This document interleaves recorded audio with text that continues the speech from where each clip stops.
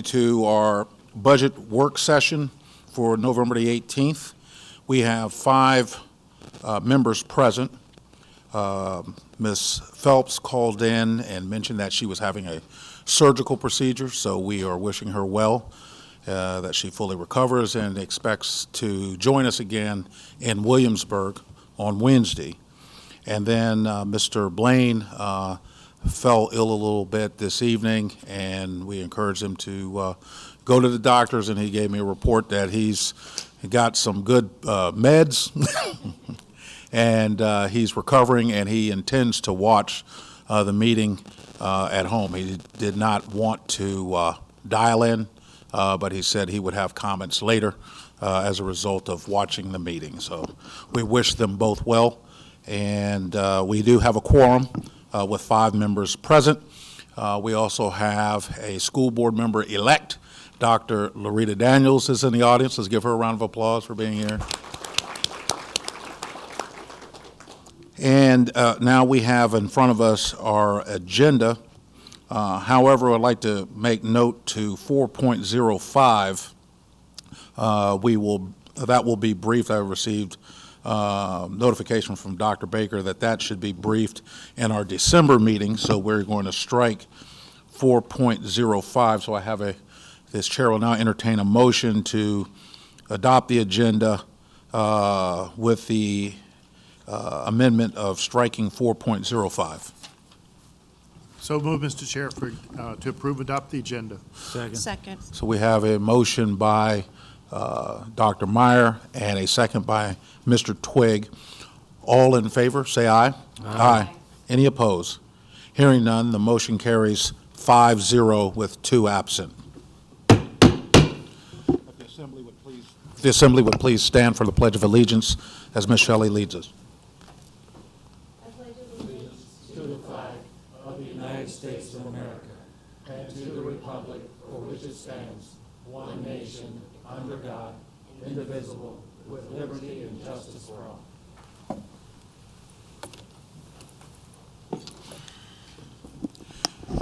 Thank you, Ms. Shelley. We are now at 3.01, Superintendent's opening comments. Dr. Baker. Thank you, Mr. Braswell, and ladies and gentlemen of the board. This is our annual kickoff to the next year's budget, the 2021 budget in this case.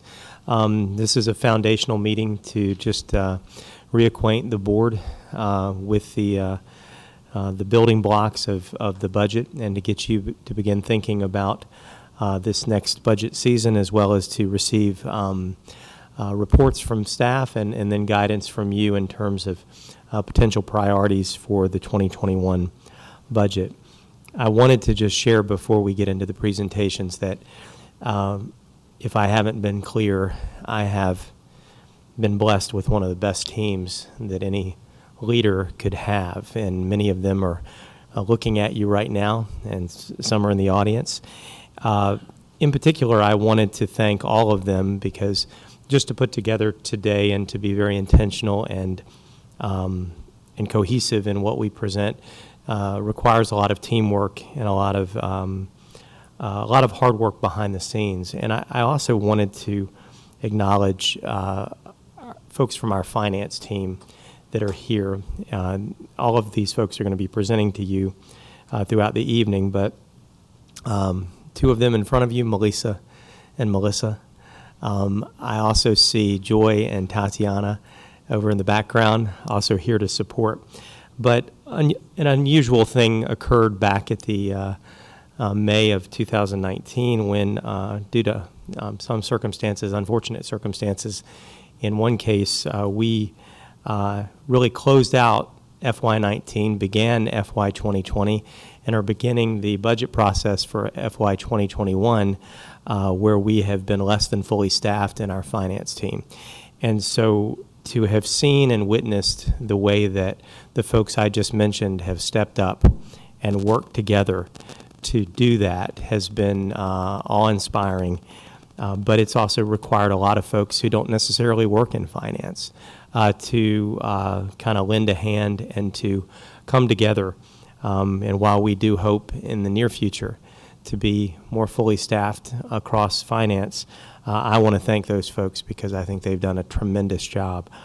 As a result, before we get into the presentations, I did just want to cue the board into a couple of items that are of note. You will probably recall that it's usually around this time of year or in the next couple weeks that we would have two processes that we would bring before you. One is the CAFR audit that we do jointly with the county. The other is that we would present as a part of that a carryover amount from the FY 2019 school year. The first, because of, the need to have more time to close out 2019, and I also want to acknowledge the support that we've received from county personnel, the county administrator, Becky Forey, Bonnie Jewell. They have been great partners in supporting us in closing it out, but it has taken a little longer than is usual or typical to close out 2019 in preparation for the CAFR audit. So we will not be having the CAFR audit presentation or final audit until the January board meeting. And so we'll still finalize those dates and whether we're going to be having that jointly with the county, but I did want to make you aware of that. To the same degree, we don't have a audited final carryover figure. But because I know that in working with the county, there's going to be some figures that might come out that I want to make sure you have the proper context for. It appears that unaudited, we are going to be carrying over operationally about $3.4 million, which is about average for us, maybe a little on the higher side, but certainly well below 2% of our overall operational budget. But again, that is unaudited. The other figure is that we have garnered, it appears, through the first half of the year, significant savings in the way that we have adjusted in paying our health insurance claims. That right now we are seeing an unaudited amount of savings at about $5.5 million. So if you ever see those two figures put together as an $8.9 million carryover figure, that's not actually an operational carryover figure. Those are two separate numbers, and we will probably be looking to make recommendations and even potential appropriations based on those being two separate figures. One's savings and one is the carryover from operations from last year. And that will also come to you in terms of recommendations in the January timeframe, again, a little bit later than is usual. So I wanted to give that context, and then I want to now turn it back over to you, Mr. Chair, to carry on with tonight's presentations. Thank you. Thank you, Dr. Baker. And we're going to move into 4.01 through 4.04. And what I'd like to ask as a privilege of the chair is that after each presentation that we would have the opportunity to ask questions of those that just presented. And that way, when we get to 5.01, our closing comments should be clear, concise, and succinct, if we can move along. So we'll just give, after each presentation, while it's still fresh in everyone's mind, we'll allow for questions, and then we'll move into our closing comments at 5.01. So we'll start with 4.01, presentation of the draft fiscal year 2021 through 2025 capital improvement plan. Mr. Uppercoat.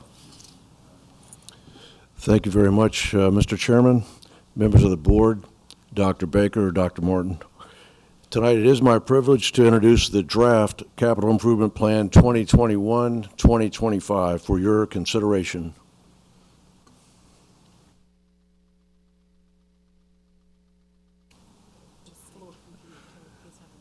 Well, I'm ready for you.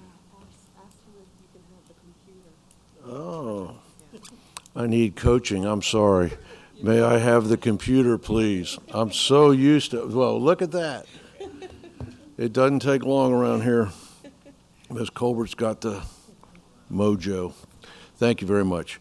In all seriousness, I would like to very briefly tonight go over the following topics here associated with the capital improvement plan. That would be the CIP purpose, the period, the rationale, the timeline, provide you with an enrollment snapshot, 5-year CIP summary, a mention or two about bond authority and capital plans for maintenance, technology, and transportation.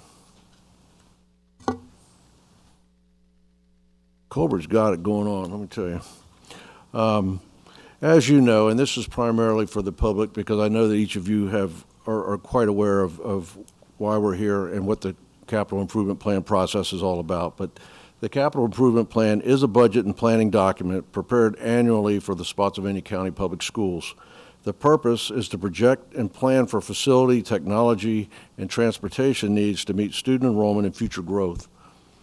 The CIP covers a 5-year period, as you can see, in this case, 2021 through 2025, and it moves out 1 year each year. And the CIP provides a forecast by which capital maintenance, capital technology, and capital transportation projects that are required to support the school division are planned, financed, and constructed. And I would like to make a note that during a school year, unforeseen circumstances may require adjustments to the approved CIP projects. That's normal. That happens at times. The CIP project list and funding are adjusted to offset the cost, making a net zero impact in the CIP budget for the current year. Take a look at the timeline here, and I would say this, that the CIP timeline does vary slightly from that of prior years. As we present the draft version this evening, I would like to emphasize that our third-party vendor, Cropper GIS Consulting, will be presenting its enrollment projections by grade, by school for the next 10 years at the December meeting. So what I will show you tonight is basically our actual enrollment from October 1, and then compare that with last year's October 1 enrollment. This information that we received from Cropper may help us to further refine the capital projects that have been presented in tonight's draft. After Cropper has presented its figures, the board, of course, will have an opportunity to further review the draft and make suggestions for inclusion in the final CIP 2021-25 document, which will ultimately be included in the superintendent's proposed budget and later in the school board's budget in April of 2020.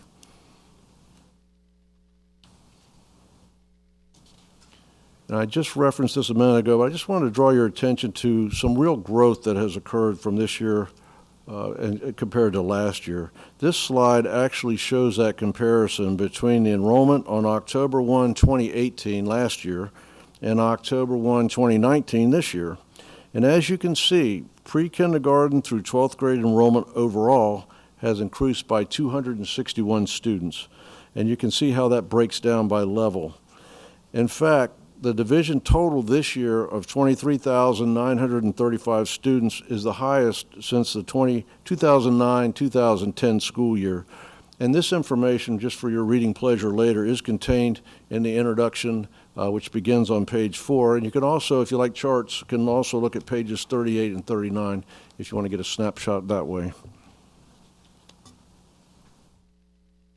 This next slide shows you the 5-year CIP summary trends by category. As you can see, in FY 2021, we have a total of $18,500,916. I'm not going to go through each one of the breakouts, as you can see, but in FY 2022, that goes to $36,804,828. 2023, $42,432,881. In 2024, $47,228,287. And FY 2025, $25,769,648. So our total 5-year CIP totals are as follows. For transportation, just under $20 million at $19,911,724. For maintenance, $130,174,000. And for technology, $20,650,836. The grand total being in those 5 years, $170,736,560. For specific details, again, I would refer you, and I know you haven't had a chance to do this yet, to pages 19 through 34, which will give you a breakdown of the projects in each of those areas. Our current bond authority does not have the capacity to meet the division's CIP needs in FY 2022. The schools in the county are preliminarily working towards a new bond referendum for November of 2020. And you can see the figures there of what we have. And that in 2022, we will, if we don't pass that bond, we will be out of bond authority. I'll take a quick look at some of the highlights in the maintenance CIP area. These include security upgrades, additional site lighting, the overlaying of asphalt, the continued LED lighting retrofitting, replacing intercom systems, upgrading HVAC systems, artificial turf installation, repairs, replacements, and maintenance of school infrastructure, and pending a new bond, a renovation of Spotsylvania Middle School, as well as a renovation of Thornburg Middle School, as well as potential new construction. As you know, maintenance of school facilities is paramount to support the efforts of safety and instruction for our students and staff. And proactive maintenance, coupled with repairs and replacement of systems and structures, ensures the longevity of the division's facilities and investments. And again, you can check the book for specifics, and they are found in pages 19 through 29. Now we'll take a look at technology CIP highlights. These include the replacement of devices, replacement of switches, internet safety and security upgrades, updating wireless infrastructure, and refreshing school servers, future-ready libraries. The technology CIP continues to provide the resources needed to maintain and improve instructional and support technology. Improve instruction and support technology. An updated technology infrastructure allows our students, our staff, and parents to access more resources and communicate more efficiently and safely utilizing the latest applications. And these specific projects may be found on pages 30 through 33 of your booklet. And finally, in the area of transportation, the CIP highlights there include 119 replacement 77 passenger buses, 35 replacement special education or special needs buses, 5 new 77 passenger buses, 6 new special needs buses, and ancillary bus equipment, which is primarily cameras, and 10 replacement bus engines. We have purchased buses now at a rate that allowed us to reduce the average age of our fleet. Now, this is the average age of our fleet, from about 6.5 years to slightly under 5.5 years, and reducing the maintenance of our fleet by doing so. We have purchased 249 buses with full air conditioning, and that now makes up 86% of our daily fleet, which is pretty commendable. We want to hit that 100% in the near future. Our total fleet does consist of 380 buses. 290 are used on a daily basis. 83% of our fleet has 3 or more passenger compartment cameras for safety and security. 4 camera positions are now the standard for new bus purchases. So when we order a new bus, it will come with 4 interior cameras. We continue with the GPS software. All of our buses are equipped with GPS, and in the future we hope that we'll be able to take advantage of the time and attendance function once we're able to get to that point. And again, 86% of our buses that are used on a daily basis do have air conditioning. And all new buses will be ordered with air conditioning. So this time, that is a quick overview. Any questions, Mr. Chairman? Thank you, Mr. Upperco. We're going to start with Mr. Twigg. Thank you, Don, for the presentation. You make reference to the bonds. I think it was 21 and 22 years. Without an additional bond referendum, how much, when, where does money run out, and what other constrictions would we have if we? Well, I presume we will ask for a bond, but presuming it didn't pass, I mean, we're not going to shut down. I mean, how does cash flows provide for some of the minimal requirements? Thank you.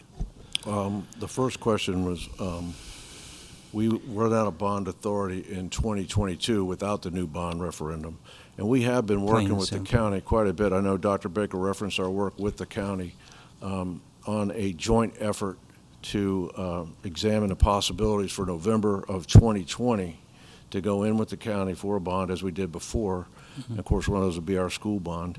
If the bond does not pass, then obviously we would have to retool and reconfigure what we have in our CIP projects. So we're hoping not to have to go there. Okay, understand. To be No, blunt. understand, we don't want to go there, but Right.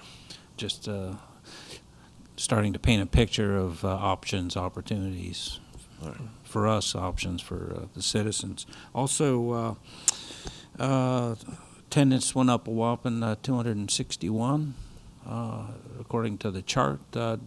Not that you personally have to know, but do we have any indicators as to why, what prompted that substantive increase? You don't have to guess, but if you have any inclination or I'm sorry, what prompted what? the addition of the students, student base going up? That's a good question. We think it's because, we've had residential developments going up, so to speak, and now we're finally seeing that as they're occupied, we're seeing the impact of those developments. I had to laugh last year because we were sort of taken to task at one point. There was a general statement made about anybody could look around and see all the development that was coming, and yet our actual enrollment figures last year were slightly lower than the year before. Well, now, you can actually see that those units are starting to be occupied, and Right, and then to be a little more specific on that response, can we say that it's all in the Route 1 corridor? Is it virtually everywhere? I know Well, I do construction's think- even happening yeah. out in the country part of our county, but I not think we can as much say as that the it is east side. concentrated in several areas, and the primary one is the Route 1 corridor, as Okay. well as the courthouse area, in that area out there, which has quite a large VACOS development as well. Check. Also, the type of new residential development has shifted somewhat. In other words, in the past, when you were building apartments or multifamily units, they were typically what they would call market rate apartments. Typically not a whole lot of children generated from those type of apartments. The new tax rate apartments seem to be in vogue, so to speak, and more of those are being constructed. For example, down here next to the junkyard, that community, as well as some others that are planned, are tax rate affordable apartments, and they have been shown to generate about twice as many elementary school children as the market rate apartments do. So some of that is just a shift in the type of construction and type of dwellings that are being built. Interesting. Okay, more on that later. That's an interesting topic to chase, especially looking at historical figures that we were based on our anticipation. If that holds true, then our numbers are going to escalate higher if it keeps going. One last question, if I may. Your CIP slide, I don't know the number, mentioned, referenced substantive increases, 21, I think it was 18, and then 22 to 24 years. It was went up to 36 and 42 and 47. Okay, you Right. know what I'm talking about. And slide number? Seven.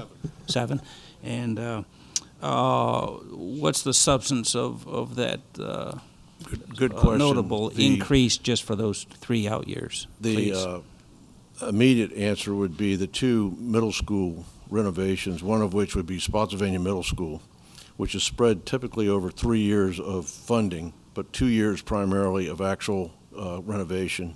The other would be the addition or the renovation of Thornburg Middle School. Okay. In the past, you may recall in previous CIPs, it always said pushed out of the 5-year CIP period. We always listed Thornburg addition, and it was never necessary to build that Check. at that time. However, where we project the biggest amount of enrollment to be increasing is going to be in the Thornburg area. And we hope that when the projections come in from the third party, we'll be able to pinpoint more specifically what specific schools are going to be impacted. I mean, And how obviously, we much. have a pretty good idea, but it'd be Sure. very beneficial to have a little bit more determination of that, and that'll help us to guide, do we do a 10, we could do a 10 classroom addition, 8 classroom addition. We have the land to do it there, but, exactly what will we be shooting for based on the data that they produce?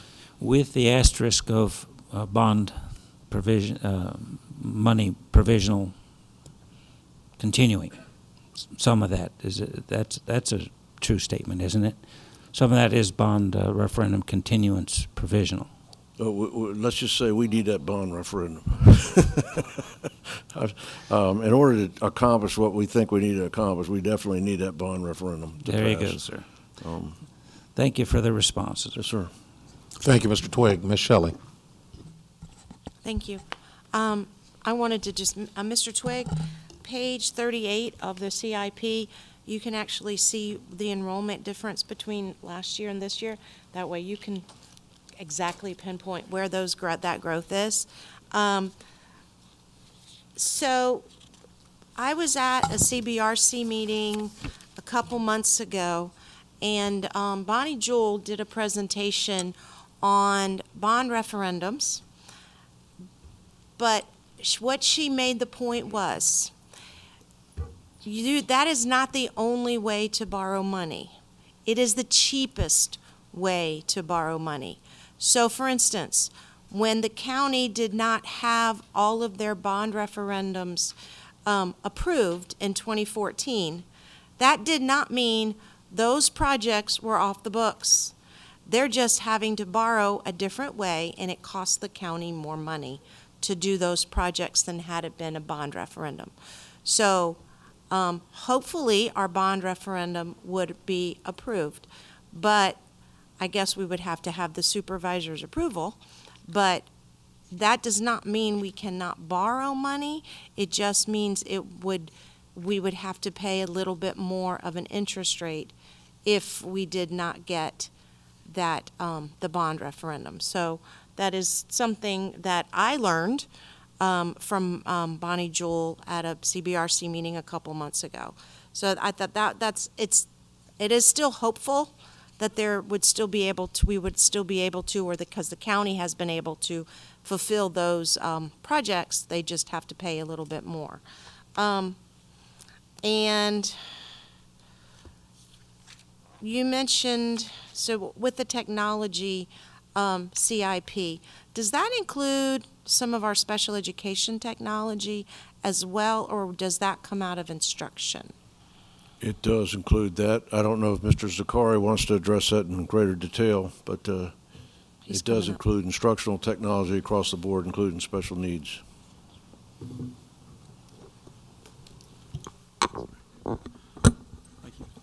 Yes, we also purchase the technology for special ed with our normal process as we go through. There are other times when there's certain initiatives that they're attempting to undertake that we provide the resources for them in order to do those programs. Okay, thank you. Mr. Uppercoat, thank you for your presentation.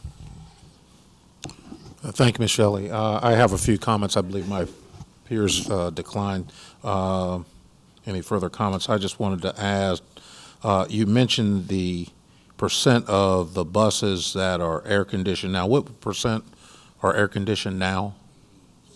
It's 86%. 86%. Right. Okay, That's our so- daily buses that we use. In other words, we have some buses on the lot that are substitute buses that we don't want to use unless we have to. But of our daily runs, 86% are air-conditioned. And I think that's commendable in trying to, especially with the early start, we want to make sure that we're pushing towards the goal of having 100% of the buses air-conditioned. I wanted to talk about the bond referendum in general terms. And so I'm not really asking a question, I'm making a comment. In order to tie in with our strategic plan, the discussions that we've had about career and technical education. I think it's vital to include in any bond referendum a state-of-the-art career and technical education center.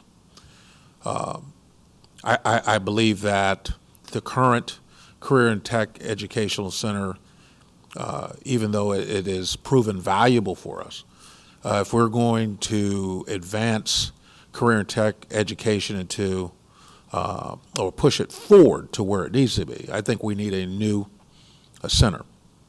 And so I think any planning that we do for the bond referendum to be fair to the citizens of the county is to make sure that we have a value on what that's going to cost in order to do that. And then I also believe in the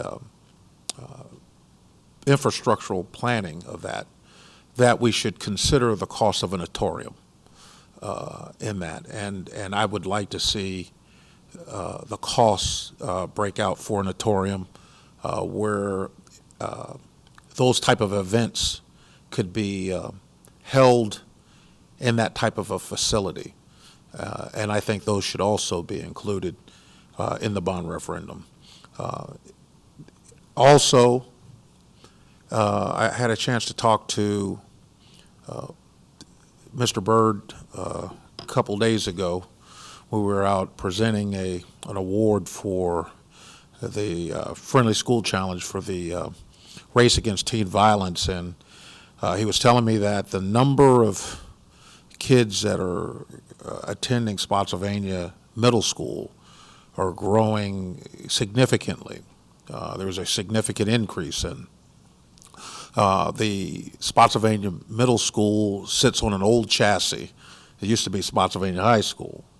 And we have to not only do some great renovation there in our infrastructure for middle schools, but we need to make sure that we have capacity because we see that this area is growing, and we don't want to get caught flat-footed by not projecting in an ambitious way our needs. So that's my comment. I'm sure there will be some debate in those some of those priorities in the future, and I welcome those. But I think it's important that we consider those projects inside of the CIP. Okay, so we'll move on now to 4.02, instruction presentation. Ms. Flanard. Good evening, Mr. Chair, members of the board, Dr. Baker and Dr. Martin. And I believe I do have the clicker. If I could have the floor computer, please. Thank you. This evening, we are going to present some instructional budget considerations. We'll begin by laying out the foundation of our student population, and then we will go into some of the areas that are our greatest needs at this time.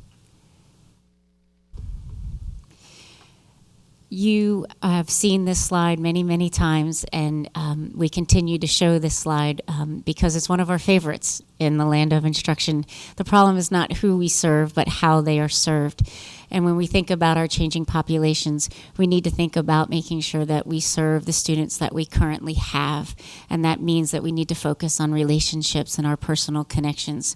And one of the things that I think I'm probably most proud of in Spotsylvania County is the ability that all of our departments truly do focus on the reason why we exist as an organization, and that is our students. So when you look at student enrollment, I know that Mr. Upperco has talked about this, but it is important just to note that from 2009-2010, we had 24,293 students.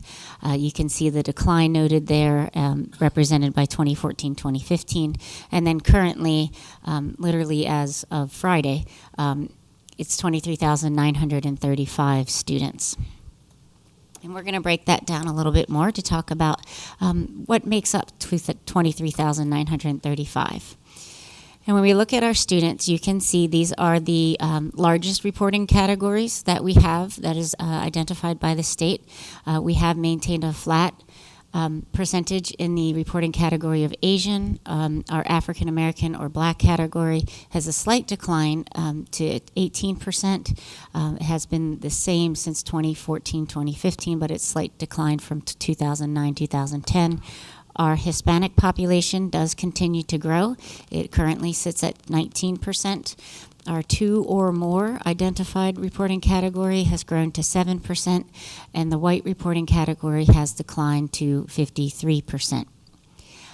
Another way that you can look at our students is that our minority populations, when clustered together, is 47% currently, and our white reporting category is 53% currently. We anticipate over the next couple of years that we may potentially have a minority majority for the first time in Spotsylvania County. Also, another perspective is looking at our reporting categories. The cluster on the left is our English language learners. That has grown to 8%. Our enrolled in free and reduced lunch program has risen to 40%. Also important to note, this is as of this past Friday, so we anticipate these numbers to continue to grow. Our gifted program is at 11%, a slight decline, and our special education has risen to 14%. Specifically, the English language learners and the special education program, I'm going to go into greater depth so we can really demonstrate our needs. This is a graph that represents our students with disability trend data. It is important to note that the 2018 column was as of December 1st of this past year. The last column is as of Friday. We have 3,462 students. So not quite a year later, we're looking at over 300 more students from December 1 to right now. And we're going to talk about where we see those increases the most and what disability category. So our disability trend data, I went ahead and highlighted the rows in yellow where we're seeing the greatest increase. The very last column is identifying the difference between the December 1st, 2018 and our current data. So if you look at the last column, I highlighted any of them that were double-digit increases in the number of students. These are not percentages, this is the number of students. If you look at speech or language impairment, also called SLI, we have an increase of over 120 students, specifically 127 students. The disability category of SLI is primarily at the elementary level. That's where we see the greatest number.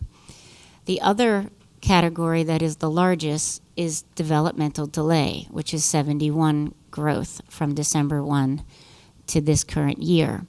That is an elementary disability category. So the greatest need that we're seeing in special education is at the elementary level at this time.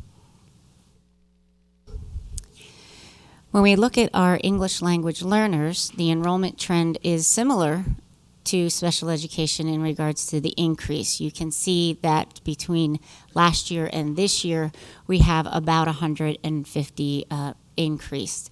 The breakdown of the L students is also an interesting perspective.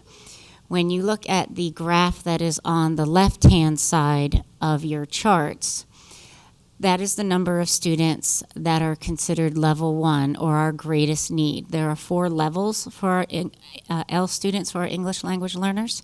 So for our level 1, you can see the greatest need is currently at the elementary level. Our level 1 for our secondary students is on a slight decline, but again, I caution the board to say that this is as of November this past Friday. So we do again anticipate these numbers to continue to increase. What is new for us is the graph that is on the right. The graph on the right actually depicts what we would call similar to having students that are twice exceptional for students that are gifted as well as students with a disability, are students that have a disability that also have English learning needs has also grown, and that is what this graph is representing.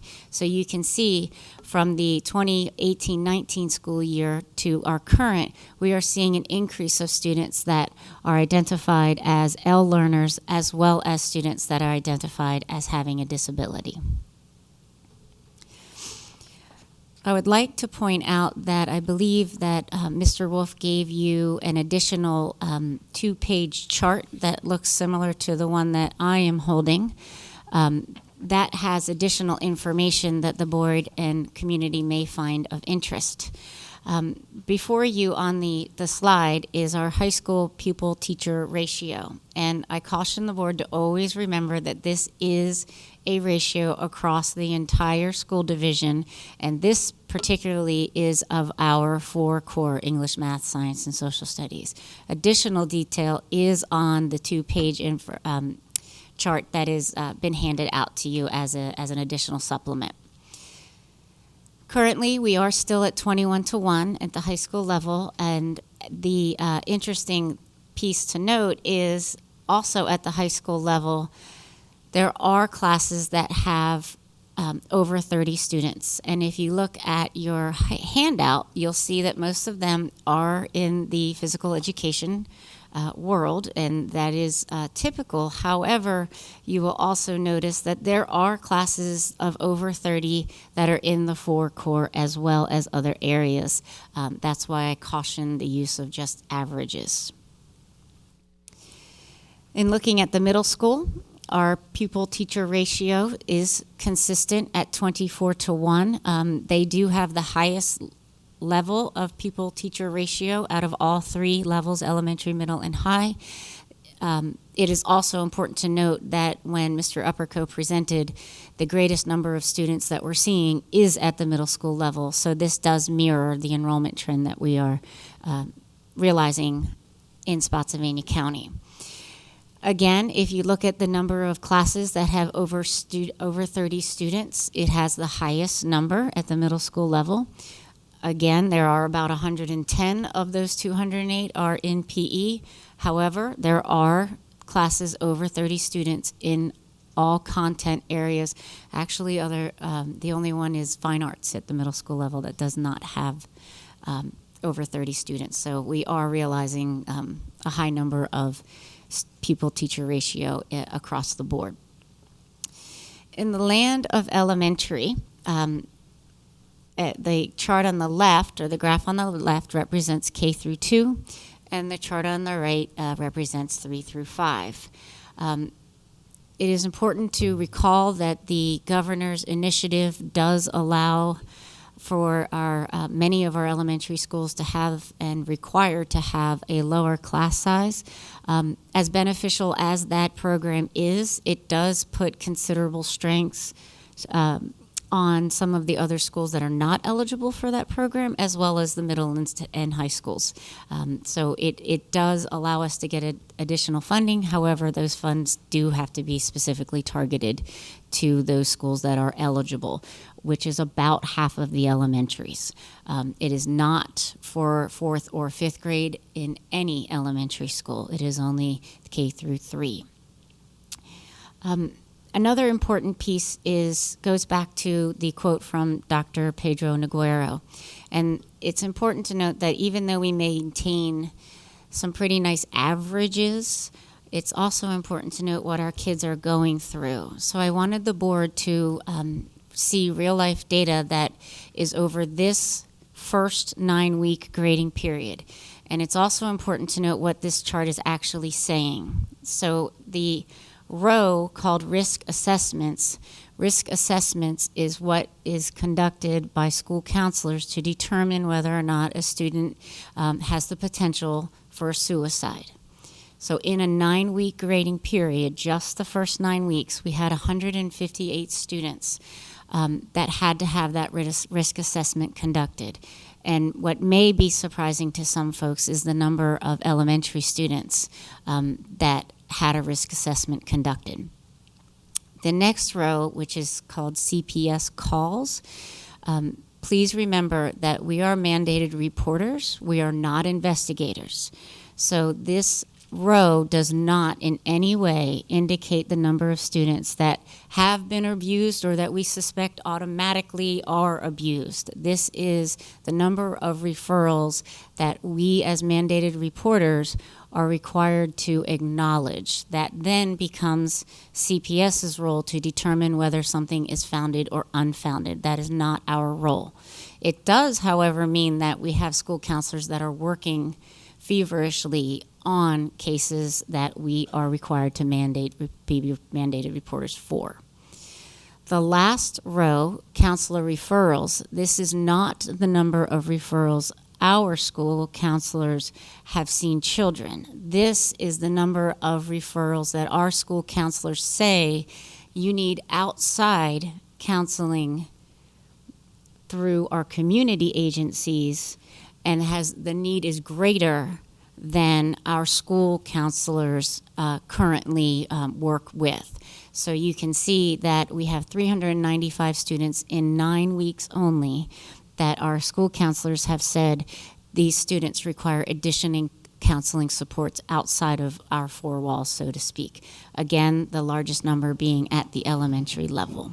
Ms. Leonard, before you continue, just for those that are watching at home, the CPS means Child Protective Services. Is that correct? Yes, sir. Thank you.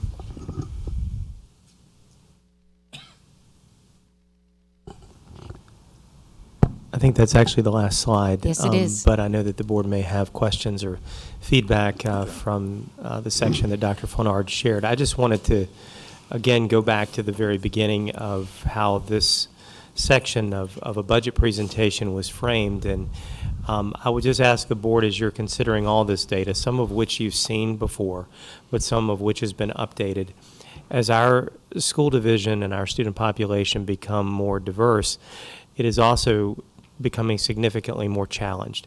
And I think I've highlighted in the past for you, especially at budget time, that we have to continue from a budgeting perspective to look at growth and need differently, as far as when we talk about how we serve students, how those student needs are funded and supported from a resource perspective, I think have to be considered anew and afresh.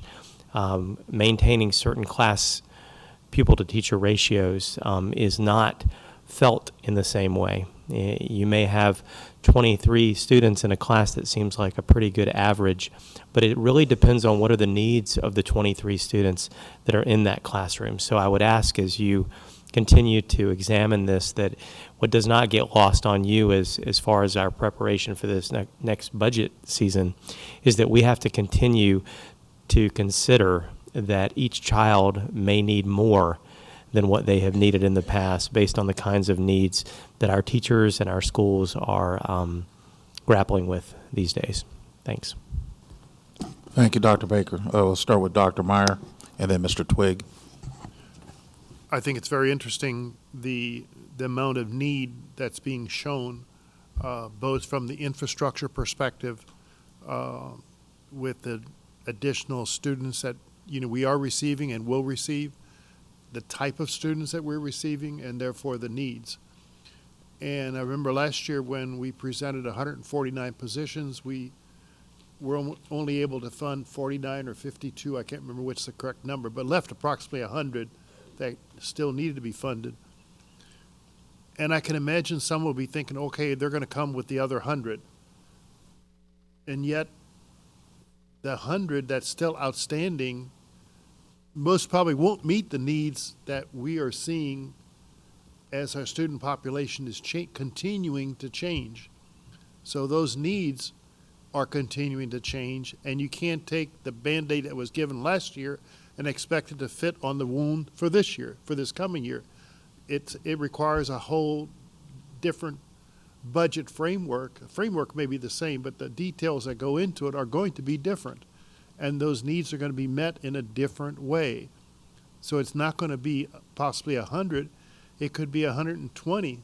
I'll pick a number. I don't know. When you present the budget, as the superintendent presents it in end of January, those needs may be greater than what was left on the table from last year. So, and also I find very enlightening the chart you put together on the counseling mental health, because that component was added last year to illustrate the needs, and there are still additional counseling needs that were not even met that are still out there to be met.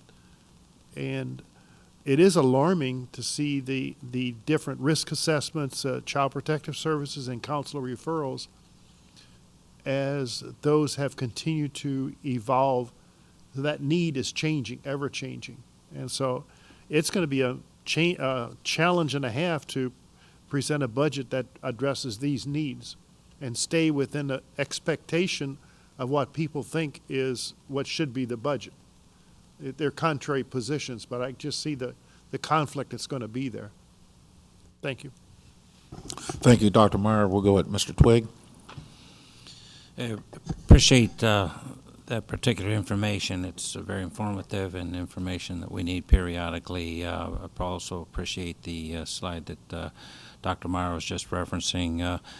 I think it's good that we periodically hear that information. I'd like to know if you could express how much of this identification and reporting and assistance is helping our students so that they can get back in school or stay productive in their learning curve.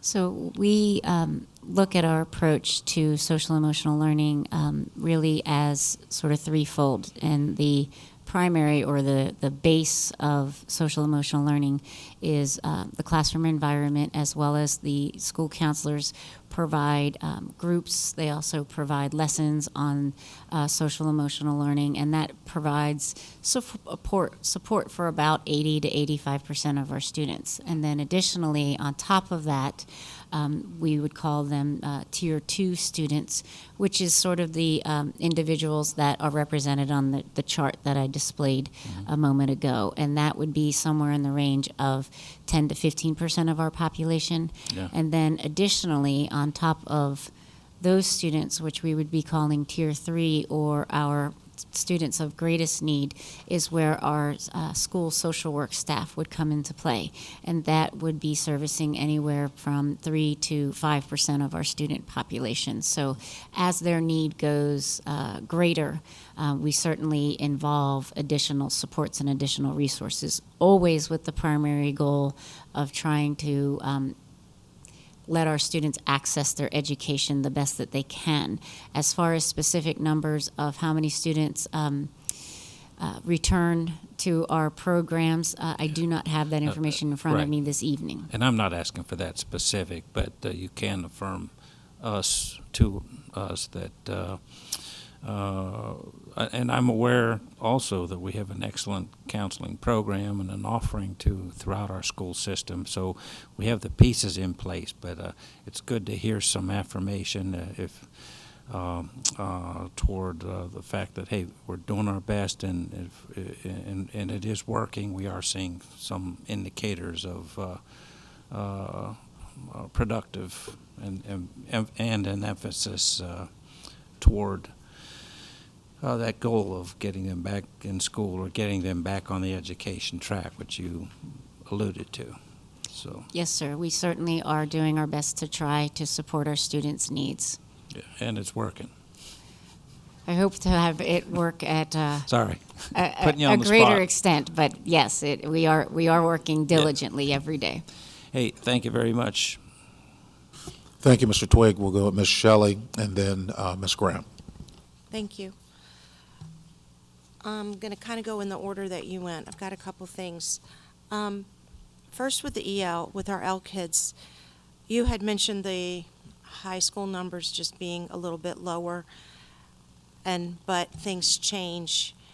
There could be a disaster. There could be something someplace else, and that can change our numbers. So just because our numbers are a little bit lower now, things happen. And I just want the public to be aware of that, because our kids can come in at any point in time and they have requirements. High school kids have requirements that they have to do to complete to actually graduate. Yes, Ms. Shelley, and I do think it's also important to note that you brought up is it's lower right now, probably because it's November. So it's not necessarily fair to say that secondary is declining as much as it is to say that overall we are anticipating continued growth, because if you're looking at the trend line itself, we're seeing growth. So I anticipate that number by the end of this school year to be much higher than it is currently.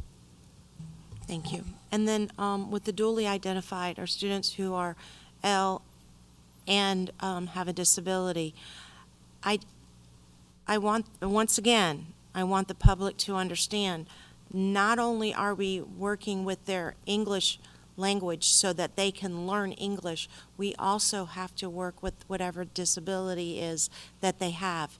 And many of our students who are coming that are not who do not learn, have not, no, let me start over. Many of our students who do not know English, who are coming from other places, have not been formally educated, or they had a break in their education, and then you tack on a disability on top of that. That may be why they were not educated, because many places do not educate students with disabilities as we do here in America. We educate all of our children.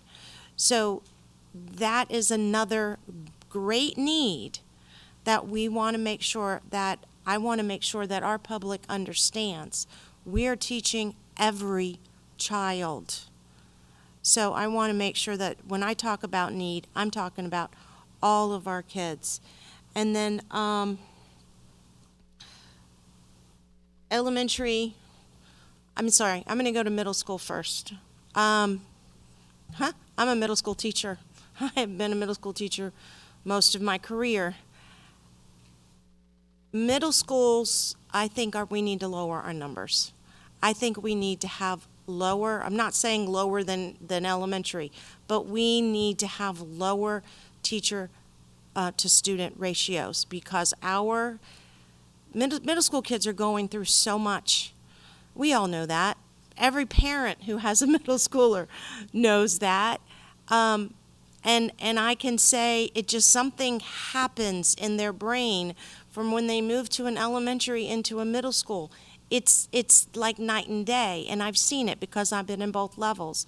We need to be working with our kids. We need to have smaller class sizes so our teachers can be able to support them.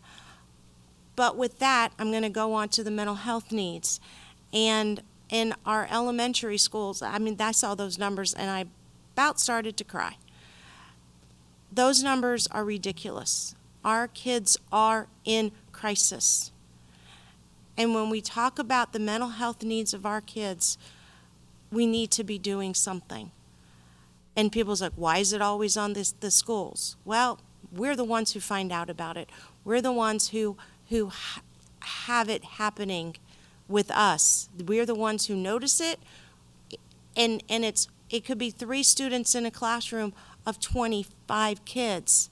Those 3 students are affecting the entire class. We need to have smaller class sizes. We need to have more support. I think, and I know those numbers at the kindergarten and first grade, second grade, mental health needs at those levels are seeming every year to get higher and higher. I think that's something that we could be looking at, putting a paraeducator in our kindergarten classrooms. That would be helpful for our kindergarten classes. If those numbers aren't going to come down, let's have a paraeducator with them. Let's continue to add social workers to our schools, if I've requested for a couple of years. One, and at least a minimum of 1 in every school, but I think some of our schools who have greater needs put more than 1, 1.5, 2. We need to have those supports for our kids. Something else I have thought of, I brought up before, is let's maybe start another class for our kids, a social emotional, social skills type of program. It's not a bad thing for everybody. Everybody might not truly need that social emotional, but if it was something with just social skills, how to carry on a conversation, how to look somebody in the eye, how to react when somebody says good morning and you said good morning back. Just basic things that I think that was something that all of our students could use, but then they're also getting that social emotional practice, and our teachers or whomever it is teaching that class would be able to spot needs much quicker, and then we could make sure that we're getting those supports. These children are the future, and if we can't help them, that's our job. We need to support them so that they can be the adult citizens that are going to take care of us in the future. So I just think whatever we can do, we need to do. Thank you. Thank you, Ms. Shelley. Ms. Grant. Many of my comments are going to sound similar to Ms. Shelley's, but I had kind of a point and a question on the elementary class size data, and that is just, I would be curious in the sub-shortage time that we have to know how accurate that is, since a lot of the elementary classes are being split to cover for subs, and how that would actually change it, because if classes are being split once or twice a week, then there's always 4 or 5 extra kids in that class, and so over the year we're not really achieving that class size that we would like. I know it's not our fault because it's a sub shortage and we're searching for ways to counteract that, but I think that would definitely be interesting to see how much that changes. And Ms. Gramp, I think that it is accurate to say that there are class sizes that are significantly higher. We do have class sizes that are at 27. It's just that when you average them as a division, you end up looking at 20.4 or 21.6, which is, they look really nice, but to your point, we do have classes that are significantly larger than that. And majority of the young girls that I teach are in middle school as well, and I just, as Ms. Shelley was saying, they need a lot. and the fact that those are our highest class sizes is I think reflective in our needs, and we definitely should be targeting middle school, although I don't know if we definitely have somewhere to fit more classes, since we are obviously have targeted that problem in our CIP, but that would not be immediate. But I think that targeting that class size, that is definitely a difficult age, and it's getting more difficult earlier and earlier. And I think that the sooner we can target those problems and identify problems, the better. And then the only comment that I ran, Ms. Shelley, on that mental health data, the elementary school numbers are shocking, but I thought to myself, well, they have 6 grades of kids. Middle school only has 3. So then I did the percentage against our enrollment chart, and they're both at about 3% of the population. So it's not, there are more elementary instances, but as we know, the instances aren't decreasing as they get older. Even though the numbers are going down, it's still 3% of the population. So I think that that's definitely showing that our middle school students are definitely as needy as our elementary. So, To your point, Ms. Gramp, I also think that many times there's a misconception that elementary students don't have these needs at all, and so it was our intention to sort of really make it known that typically individuals think that these types of needs are at the secondary level. So it is to just share some knowledge that our elementary students are also experiencing the need for mental health support.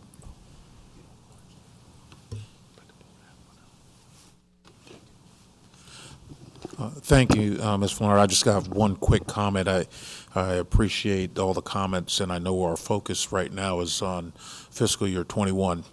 But we have to also keep our eyes down the road as we talk about enrollment, and it's not obviously in your bailiwick, but it affects your bailiwick, which is we're going to have to look at our attendance zones for middle school and elementary school.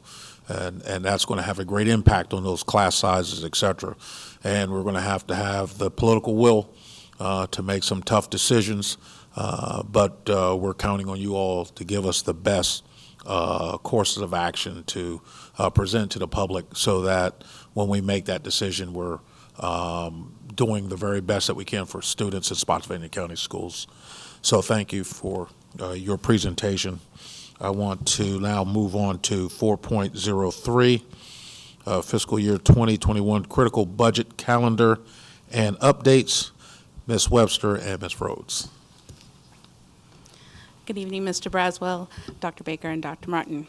Today I'm just going to touch on the critical budget dates. We gave to you two calendars, actually. One is just highlighting the critical budget dates for the FY21 budget season, and we are going to be presenting that for your approval under consent at the first December meeting. And the second calendar that we gave to you, thank you. Oh, could I have the floor? Thank you, computer. The second calendar that we gave to you is going to be your January 2020 through February 2022 calendar, and that will be approved as part of your normal, regular, required business in January. I did want to touch on just a few of the highlighted dates that are coming up. So one of the changes that we're making is Dr. Baker is going to present the recommended budget on January 21st. So that's a change from the calendar that you have in front of you.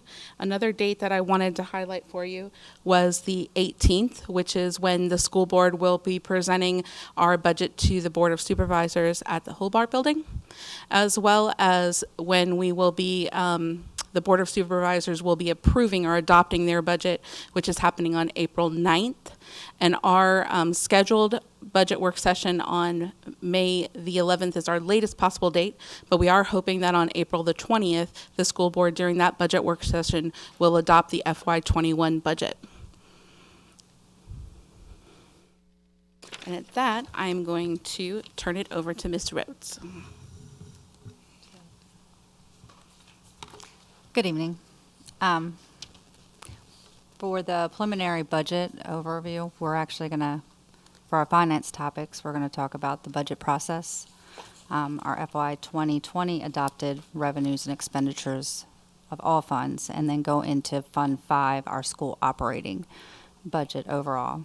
Then after that will be our average daily membership, then health insurance, and then we'll go into investment trends, which will be the compensation, teacher pay, hourly rates, stipends, and then it'll be discussions.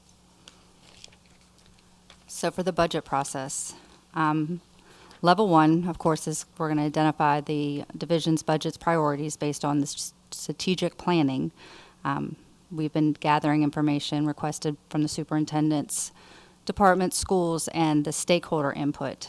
The stakeholder input, we currently are utilizing all the advisory committees, the teachers, students, business partners, principals, PTA, PTO, presidents, to gather that information.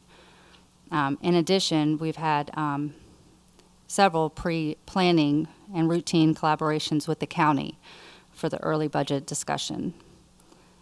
We go into level 2, which will be the superintendent's recommended budget. And as Melissa had already mentioned, that we're actually going to move that up a week so that the school board will have more time to process that recommendation. We'll go into level 3, which the school board makes modifications to the superintendent recommendation budget and then approves the budget that is presented to the Board of Supervisors. You will then see on level 4 that the budget work session with the county will be determining the final funding. The Board of Supervisors approve the county budget and their tax rate. At that time, the school board will adjust the budget as needed to present a balanced and finalized budget. The budget approval will be the school board adopting the budget, which we're hoping will be on April 20th, 2020. So to review, we're going to go to FY 2020 adopted revenue and expenditures of all funds. As you will see here this year, our total budget for FY 2020 is $340,117,421. The financial structure is actually into 7 funds for each budget allocation for both revenue and expenditures. For Fund 1, 2, and 4, they're regional programs that support surrounding counties, but that Spotsylvania County Public School acts as a physical agent for them. And in those, Fund 1 is the Commonwealth School, which is $2,141,261.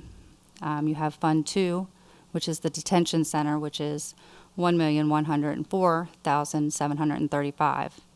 If you look at Fund 3, which is Food Service, they support the nutrition program that is run by Sodexo. Food Service has $12,321,145. And then Fund 4, which was part of that one prior, which is Adult Education, which is $774,420. And then your school operating fund, this supports your day-to-day operations for your school division. That is $292,008,798. And then your CIP, which is Capital Improvement Plan, $28,904,696. And then your fleet, joint fleet, is a program between the school and the county, and that's $2,862,365. It is important to know that when we're reporting to the county, they consider funds 1, 2, 4, and 5 as our school operating funds. Now let's look at the budget by revenues. Where do our funds come from? The state funds make up the largest of our funds, which is 43.58% of our total budget. The state funds come from things like the state taxes, which is $27,227,304, and then we have other state funds, which is $121,006,742. Some examples of those state funds would be basic aid, GED, remedial education, lottery.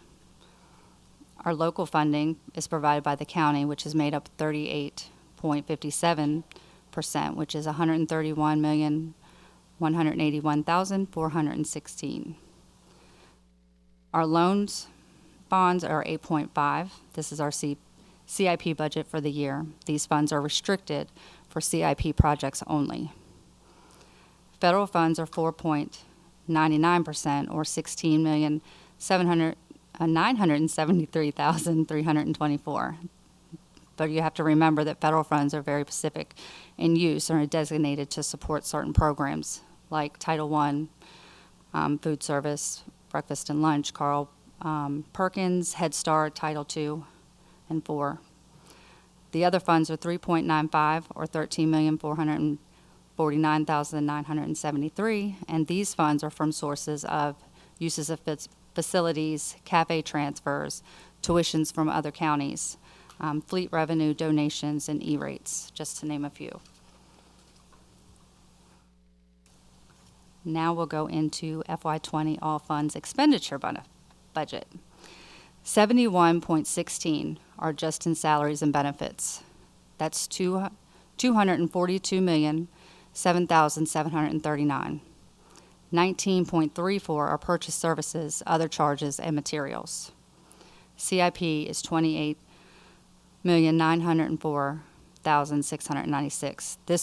This is reflected under the capital investment of $4,558,186 and purchase services of $24,346,510. The capital investment, of course, is your replacement of your equipment, buses, and new equipment. Now we're going to go into FY20 Fund 5, our school operating. As we said before, this is what we do This is what we need for our day-to-day operations for our students. We have 4 primary revenue sources: the state funds. The state funds include state taxes and the other state funds. The local funds are 44.54 of the budget. The federal is 3.71, and other is 1.9%. So now, how are all the funds expended? So for Fund 5, the salary and benefits actually make up 80.40% of our school operating budget, or $234,778,588. If you were to take out the debt service, which is our, it's nothing, we have to have that to pay our bond. It's nothing that we can change. You're going to have 9.51 of the budget remaining categories will make up, where it says 9.51, it would actually make up to be 10.63% of non-compensated expenses. And then I kind of did a figure, if you were just to take out debt service out of that equation, you would actually have your salaries would be 89.23%.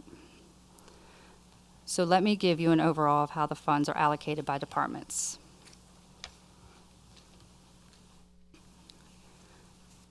So as you can see on the slide, you have your school operating fund, which is $292,008,798. Out of that, an instruction is 69.31%. You have your, of course, debt services again at 9.51. Technology is 3.34%. Maintenance is 7.31%. Transportation is 6.6%. And your administration, and combining with your attendance and health, is 3.93%. So let's unpack the numbers and let's broaden the understanding of what goes into the different categories of spending. When you're looking at Fund 5 operating, your salary and benefit combined to be 80.4%. These salaries cover all contracted and non-contracted hourly positions, along with stipends, substitute costs, and other things. The benefits, of course, on here, you can see VRS, group life, FICA, medical, vision, short-term disability, dental.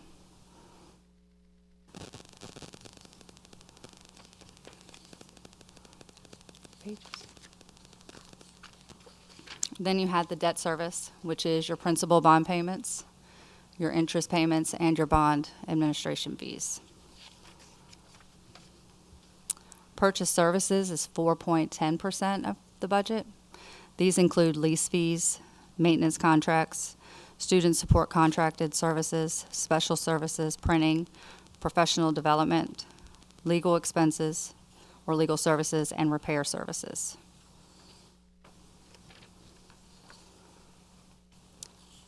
Then you have other charges, and that is 3.11% of the budget, which is your workman's comp insurance, your fuel and oil, your equipment rentals, your shipping services, telephone, fax charges, electricity, media and TV, gasoline, local travel, bond fees, water, fuel.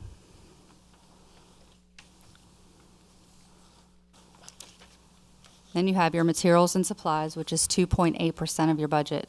This is for your music program supplies, classroom resources, office supplies, remediation materials, consumable supplies, special programs, fine arts, guidance materials, non-consumable supplies, testing materials, athletic and PE supplies.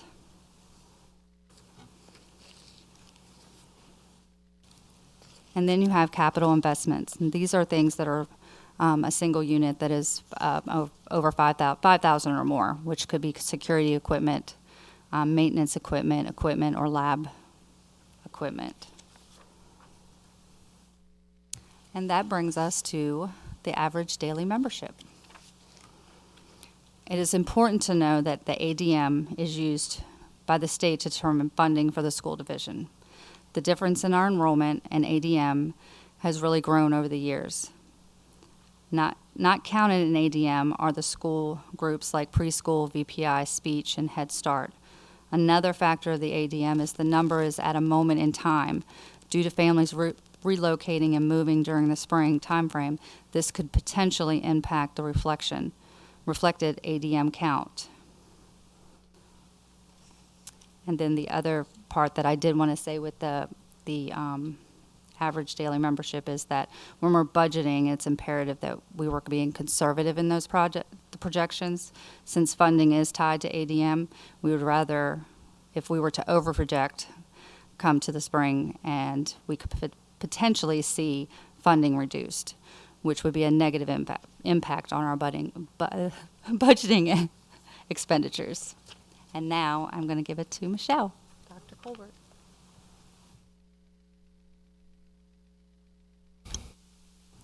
Thank you, Ms. Rhodes. We will take a look now just briefly at your health insurance updates. Over 4 years ago, Finance and HR, we co-led an employee compensation focus group, and much of that work not only focused on compensation for all teachers and staff, but also we looked at how can we build sustainable budget capacity through our health insurance and benefits offerings. Out of that work, the compensation focus group developed a 5-year plan that included strategies as well as recommendations for consideration. And just to recap some of the items that the board has approved that has garnered us at this time approximately $3.6 million in savings through health insurance. Beginning in FY18, the compensation focus group, along with the work of finance, renegotiated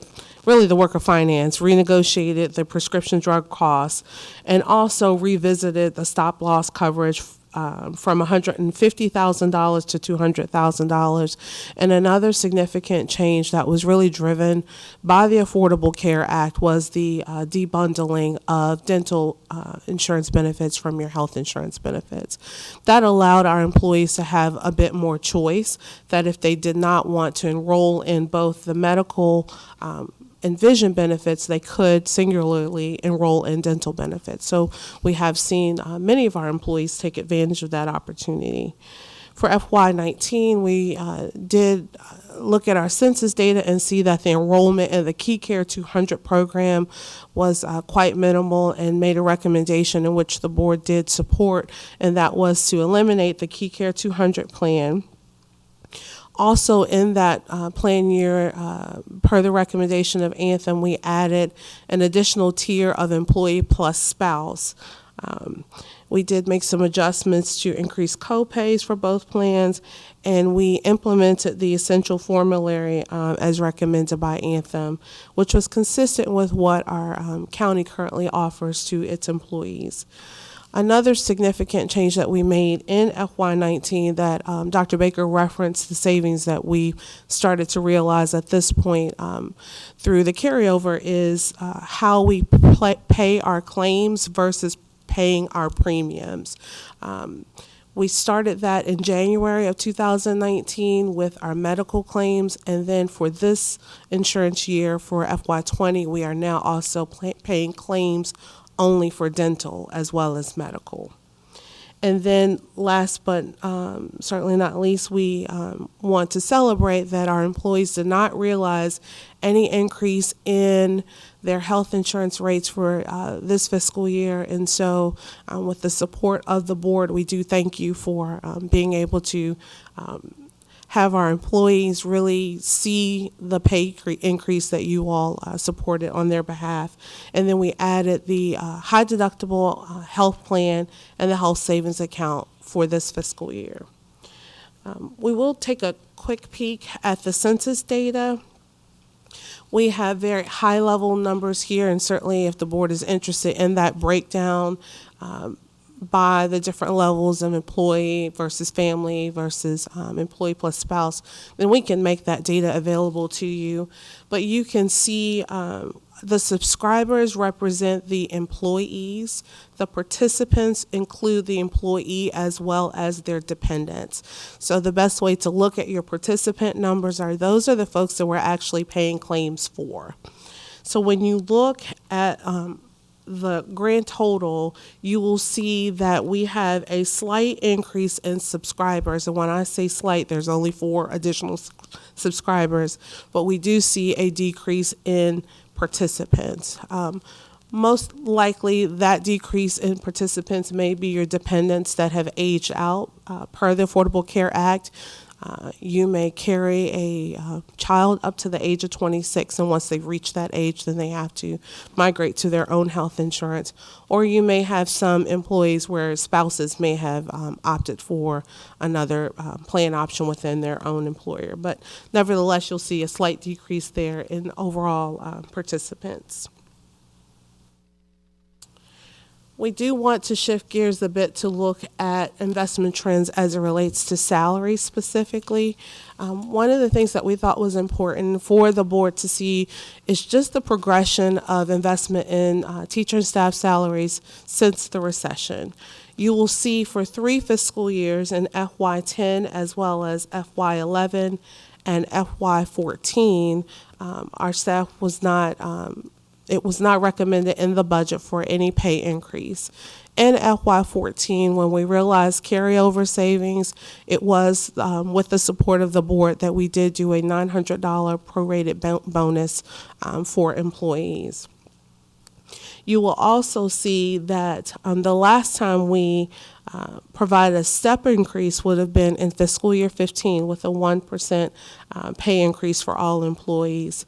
Since FY15, our staff overall on average have had an 18% increase in pay from FY15 up until this point.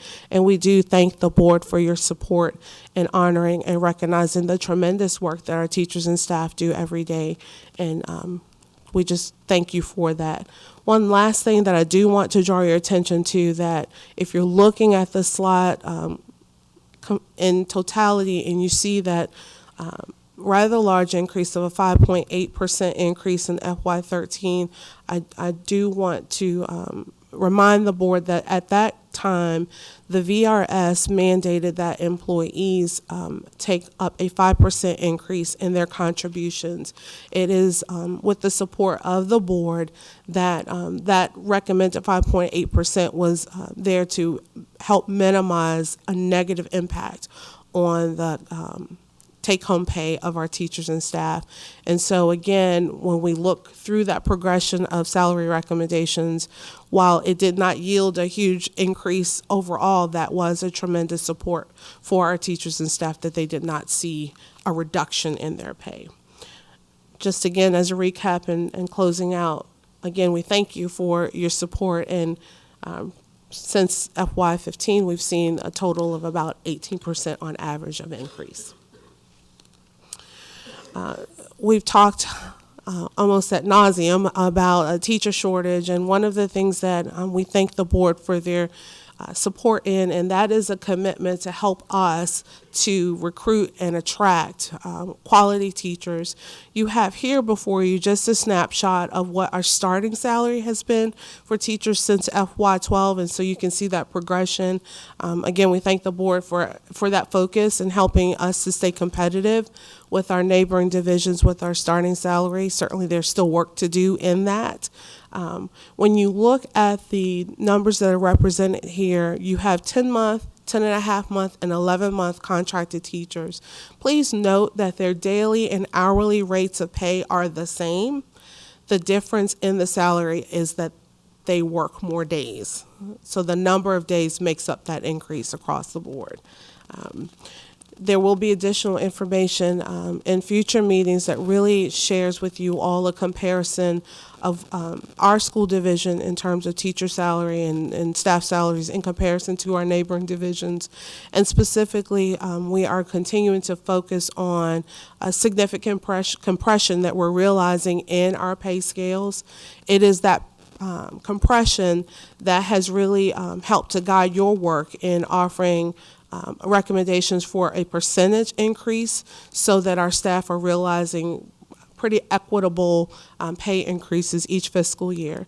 And so we do want to continue to work through that and work towards really trying to equal out that pay scale some so that there's not such a disparity in pay based on where you fall on that step scale.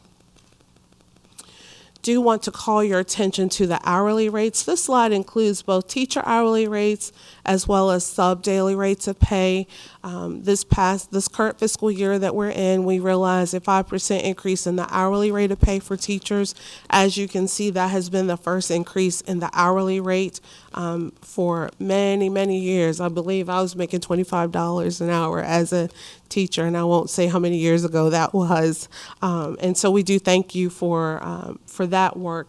And then you will see beginning in FY16 is where we really start to hone in on those sub rates and offer gradual increases in that. I think my last slide here will focus on your academic and athletic stipend trends. During the recession, we ended up reducing athletic stipends by about 25%, and you can see with the focus of the board to really work at restoring those stipends. In FY15, we began with a 10% increase, and then there was a gradual increase over the future fiscal years. It wasn't until FY19 that we actually made our academic stipends whole to the FY9 compensation rates for our athletic coaches and school sponsors. And so last year we did provide you all a study and an overview of how we compare to our neighboring divisions, and also with the work of Evergreen, we know that that is an area that we still require some significant work to really be able to compare to our neighboring school divisions. And at this time, I'll turn it back over to Ms. Rhodes to guide you all for considerations for FY21 budget investments. Okay, so some considerations for FY 2021. Compensation, pay increases, and then our Evergreen will be the year 3 of 3. The FTEs, additional resources for sports students and division needs, our stipend and hourly increases, our non-compensated increases, VRS increased professional, we do know that rate's going to be 16.62%, and then the non-professional is still to be determined. Health insurance cost, an increase in the local composite index and debt service costs. And thank you, guys. Ms. Webster, Ms. Rhodes, you did a wonderful job in your presentation. You're like old pros. So we're going to give you a round of applause. Good job. Thank you. We're going to start with Ms. Gramp. I think she has some questions.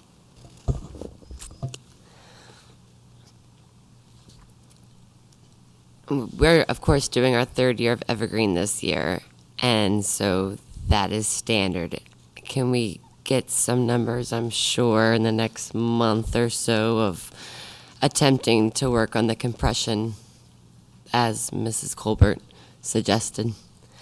And then I was going to say, it's very sad that we know we're going to have a VRS increase, because I had scanned through this beforehand. But we're also going to have an LCI increase that we know? Or is that a guess? Are you asking just about the VRS? Are the other rates that VRS is increasing, like group life is increasing? There's several coming down the pipe for FY21. But it also says an increase in the LCI. So oh, yes, that is correct. We definitely know that. I do know that for sure. Yes, ma'am. So basically it's bad news budget season. It is. Okay. I can tell you what that rate is in just a second. While you're looking, I'll look it up for you. Thank you. Thank you, Ms. Gramp. We'll go with Ms. Shelley. Thank you. Nice job. Thank you very much. The compensation for Evergreen, we are in year 3. last year I had mentioned that, and I've mentioned the compression and wanting to check about the steps.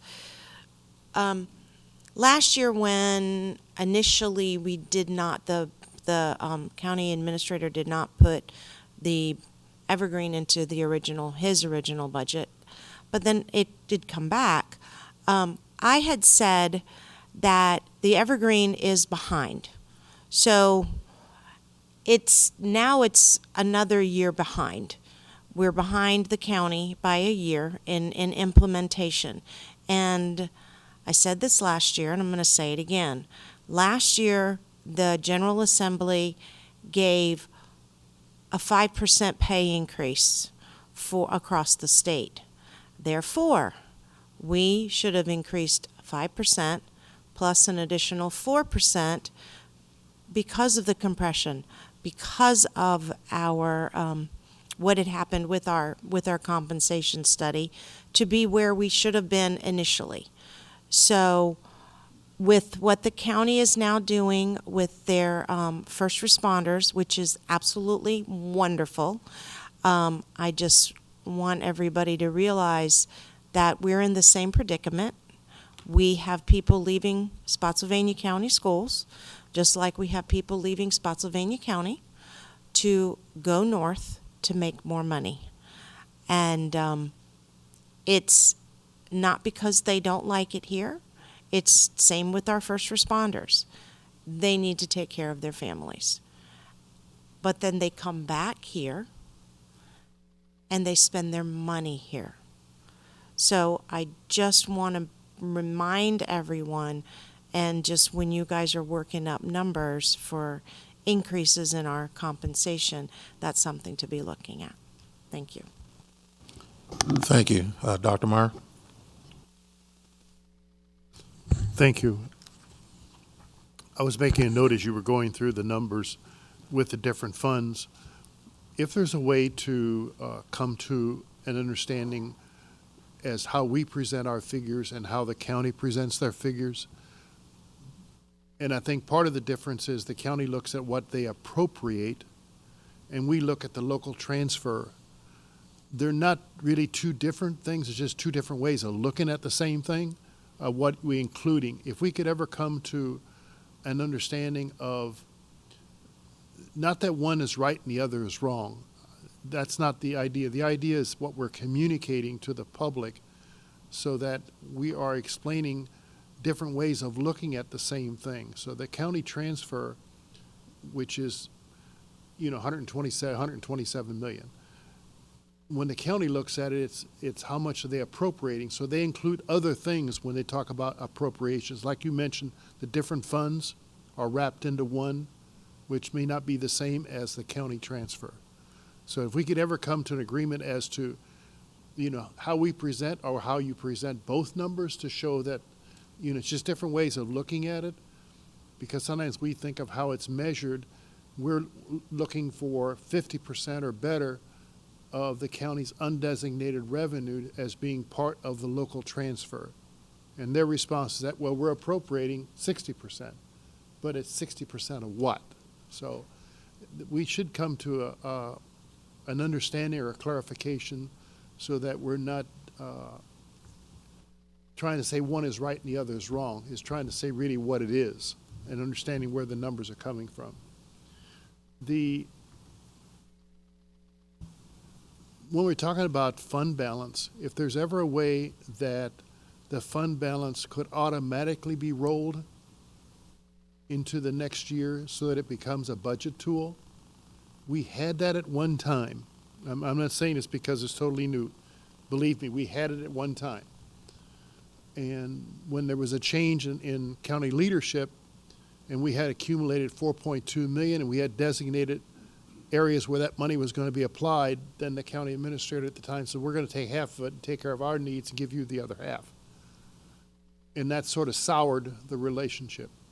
I'm hoping that in working with Mr. Petrovich and down the road, there could be an understanding of how fund balance, be it carryover, call it, but that it can be part of a budget tool. Because if that understanding were to be created, then you could use as a planning tool and designated how it could relieve certain pressure points when it comes to instructional needs. That's how we had set it up, but then that all got torn down. But when there is a good understanding working with the county, those tools can be reinstated. It's not something out of the ordinary. And it can really do wonders for instruction and certain priorities that it could even relieve pressure on the CIP if you can use that as a budgeting tool. It's just something I'm throwing back out there because at one time we had it and then we lost it. But, in having a good working relationship, with the county, and that's what I've seen with the meeting that, I was part of with him and staff. I could see the, lights going on and, light shining instead of being in a dark room. It was very encouraging. So I'm hoping that can evolve.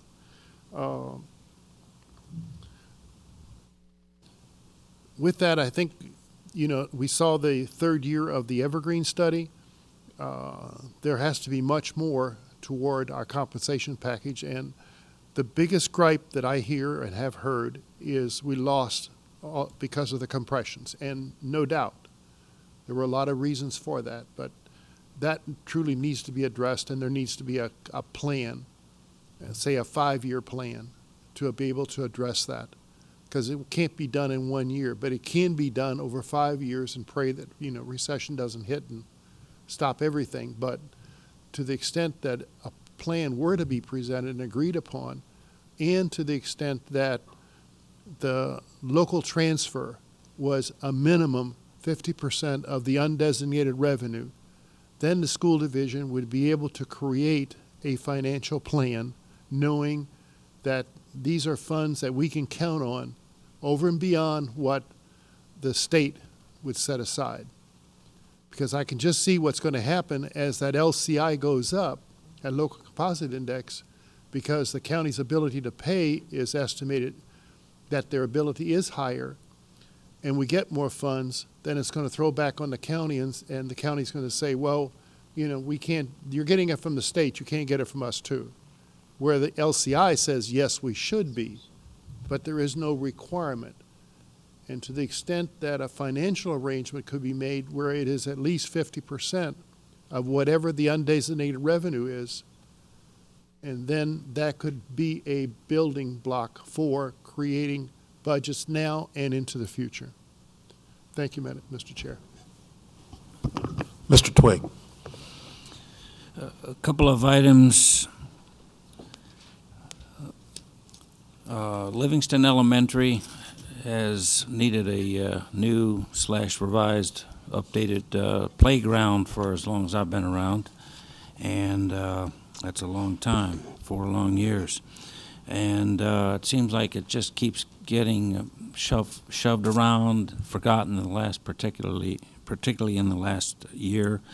I'd appreciate consolation at least toward getting an updated, revised estimate to where we could at least discuss that, if and how we can throw it into our budget. Of course, it would probably be CIP money, but let's revisit that. I'd appreciate it. Also, at Spotsylvania High School, the choir rafter / stage, whatever you want to call it, the term unsafe has been used by the users to me about 4 or 5 months ago. I'd welcome an opportunity to have that investigated in the name of safety and the fact that it's aged out, and whether it's CIP money or operational money, can we do something to alleviate that problem for the music program.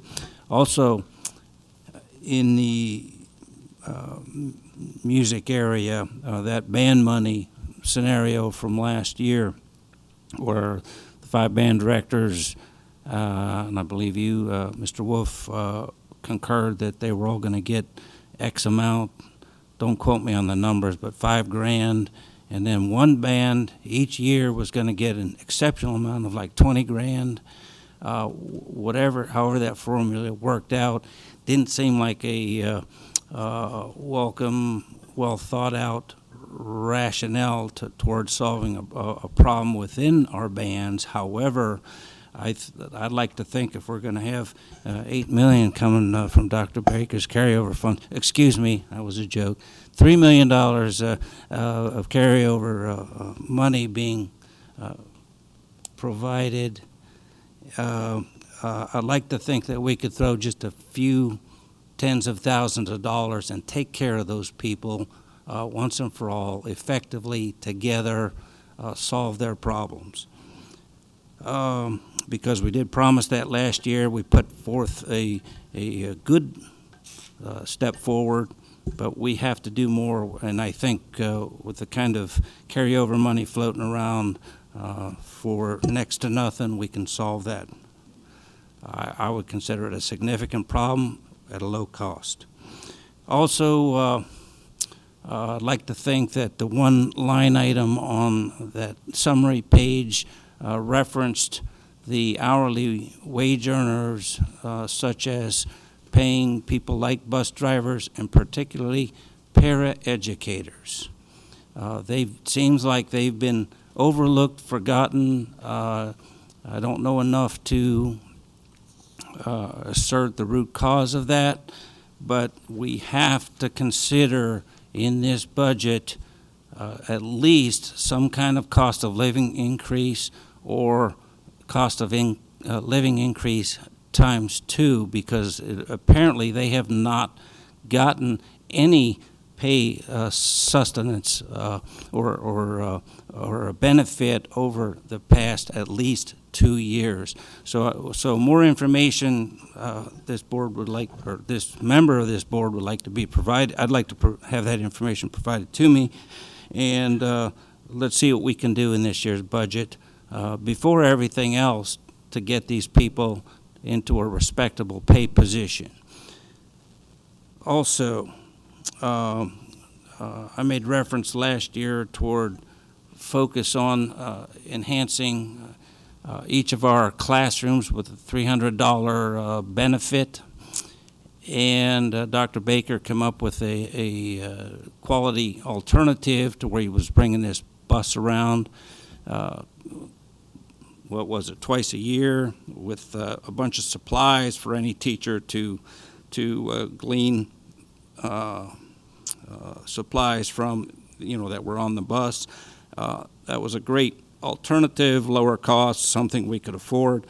I'd like to see that something stressed in that category this budget cycle, to where we can enhance assistance, physical dollar assistance toward the classrooms.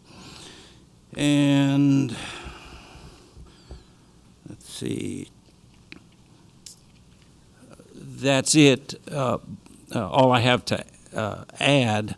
But as we're considering our budget this round and how pay impacts any increase that's required, this board will make every attempt to sustain and provide. However, little things like I just mentioned have to be addressed. Those little things, I think, are vital toward the overall and general sustenance of our school system that ultimately affect our students, whether it be a music program or just catching up on a cost of living increase that has either been forgotten or insufficiently provided. So I just appreciate our directors and our superintendent's consideration toward these particular items as we move forward, and I'll work with you to enhance budgets however we can to make all of that happen. Thank you, everybody. Well, Mr. Mr. Twigg. Braswell, I just want to make sure, because I think we're actually kind of in another part of the agenda, but I just want to make sure that the staff understands what I believe Mr. Twigg was referring to in a couple instances, because I think there might be some confusion, but I'm going to interpret it, and if I'm wrong, Mr. Twigg, you can correct me. We have obviously been increasing pay for contracted employees, including paraprofessional staff, for the last 6 years consecutively, including 4% a year minimum for the last 2, even if those folks were not impacted by the pay study. What I believe Mr. Twigg is referring to is we have, just as we do with bus drivers, we have hourly only paras. And so it's all contingent. What they receive is the increase in the hourly rate. I would direct Mr. Twigg's attention to, we have been increasing that, not at the level we'd like to probably, but we have increased that hourly rate over the last few years. But I think when he's saying that there are folks that he would like to see get significantly more in terms of an increase, I believe he's talking about the hourly rate, which would have to be looked at differently in terms of the strategy. Because the very reason, and I know this may sound a bit, I don't want it to come across too direct, one of the reasons you have hourly staff is for cost savings, to have people who do not necessarily want to make that kind of investment in the organization, but they are providing an invaluable service. But if we begin to consider, and so when Mr. Twigg is talking about a little bit can go a long way, I think we're going to have follow-up discussions about what is a little bit, and do we eventually get it to the point where we maybe have to reconsider what we mean by contracted versus hourly, and just strategically that. But I think that's what he's referring to in terms of hourly. The other piece, could you, Mr. Wolf, please provide the board an update, not right this moment, but just as a follow-up? Mr. Twigg indicated that he believed that there had not been the follow-through on the budget piece to the band in terms of the supplements. And so I would like, maybe at the next meeting, if we could just, during my report, follow up on exactly what happened this year so that we can know how to move forward in that way. And that's it. I just wanted to clarify that. Thank you. Well, Dr. Baker, thank you. And I just wanted to take the opportunity to thank my colleague and dear friend, Mr. Twigg. We will be advocating together, and we'll be just like Batman and Robin. Maybe even the Green Horde and the Kato. I'm looking forward to working with you on this budget year, and I think there's a lot of things that we need to do and fix structurally to help not only our teachers. I believe that, and I've mentioned this before, the issue of compensation is a simple economic problem. It's an issue of supply and demand. We have a dwindling resource in teachers, and there's a great demand for them, and especially with our surrounding counties. And we have to make sure that we maintain competitive salaries for our teachers so that they stay here. It costs too much to let them go away and then try to recruit. It's always cheaper to retain than it is to recruit. And so we need to make sure that we have salaries that are positioned in such a way that folks find it's a better deal to stay home.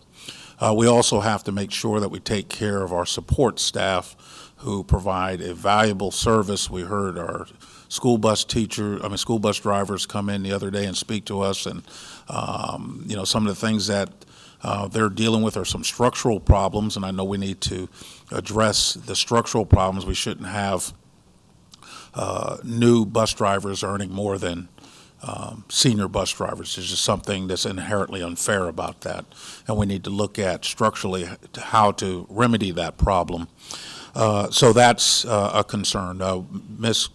Dr. Colbert mentioned about the athletic stipends and how we are back on par. I still say that we're behind because we're just back at the 2009 level. We're woefully behind our peers. and we need to make sure that we continuously improve the stipends for those coaches that spend an inordinate amount of time with our children, allowing them to receive real life application to not only leadership but being a part of something that's bigger than themselves. Everything that is taught in the classroom has an opportunity to be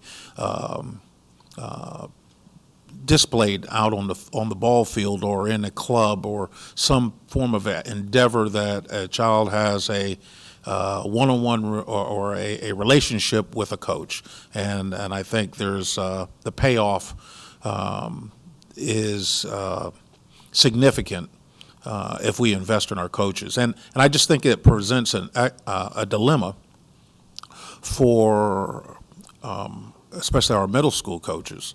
Where we do not have proper supervision, but then we're going to hold them to a high standard of care of our children, as you know we demand, but we don't want to pay for appropriate supervision. There's something inherently wrong with that, and I think we need to relook our stipends and look at how we pay our assistants and our coaches throughout, to include those that are involved in weight room.